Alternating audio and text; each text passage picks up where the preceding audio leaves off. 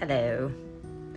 So I was just thinking of something, because sometimes it irks me when I see people on their social media clips saying, I'm an empath, I'm like this. You know what I mean? They start coming on and labeling themselves and then explaining why they are the label. And I'm realizing, the more I watch these things, and the reason why they bother me is because for me, I feel the dissonance. I feel them not believing how awesome they are just as they are. So they're reaching for labels so that they can identify with something. And it's like the people who, come on here and say, well, I'll never do that again and blah, blah, blah. They have to kind of go through that stage of finding their confidence and their willpower again. But often, during those moments of finding, they struggle with the belief of it. So they don't necessarily believe that they really are who they say they are. Even though their heart tells them, you are strong, you're capable, you are compassionate, you are amazing. Your heart is telling you all those things. And you feel it in your heart. But your ego and your mind are like, that's not true. And they're playing, and you're not really trying to listen to them, but you can hear it, those tiny little voices in your head from programs that you haven't quite reprogrammed yet. They make you doubt it. So then when you see these people advocating for themselves, and a lot of people find it offensive, right? When someone's like, oh, I'll never handle that shit again. I'm so free. I'm so this. And, they're all in your face about what they are. I'm amazing. Rah, hear me. And they're trying to convince themselves more than anybody else. Because they're hurting. Because they don't understand why they can't hold on to that feeling of confidence, of empowerment, of feeling good about who they are as a person. And often it comes back down to the idea of how we think certain things should present, how we think confidence should look, how we believe somebody who's compassionate truly behaves. We have so many stories about all these concepts, all these ideas, and we forget that all of that is just a distraction. If you get caught up trying to label yourself, define yourself, see where you fit, you might fit into a puzzle. You might find the perfect place for yourself to go.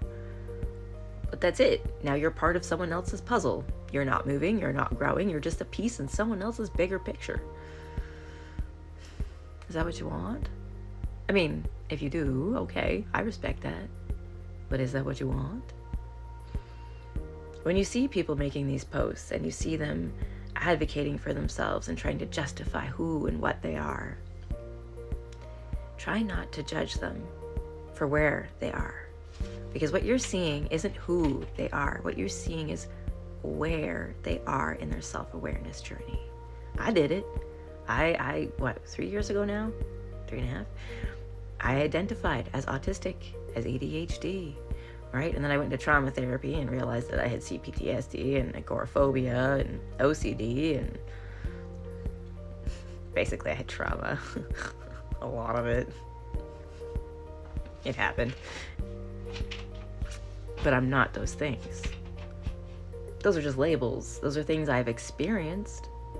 And understanding the experience was great, but I couldn't remain attached to the label, right? Like if I remained attached to my complex trauma, I would probably still be having a massive amount of flashbacks that I used to have a year and a half ago. I still do feel triggers, don't get me wrong, but it's not the same amount of intensity. It's not even close. It used to knock me off my feet. I would collapse. I don't collapse anymore. I just kind of have those brief moments of, I'm feeling things that I shouldn't be feeling because they don't apply to the situation. I have moments like that. But when you're aware of it, then you know to give yourself space. And I do. I will just go to my room. I will give myself space. It's like, okay, I'm being triggered. I don't know why. I need to go now.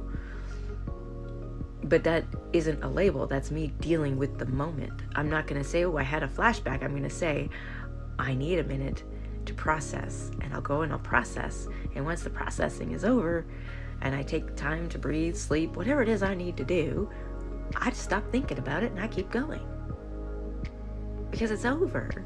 I don't need to label it or define it or box it or categorize it. It happened. Didn't kill me. I dealt with it. Now I'm going to go on with my day.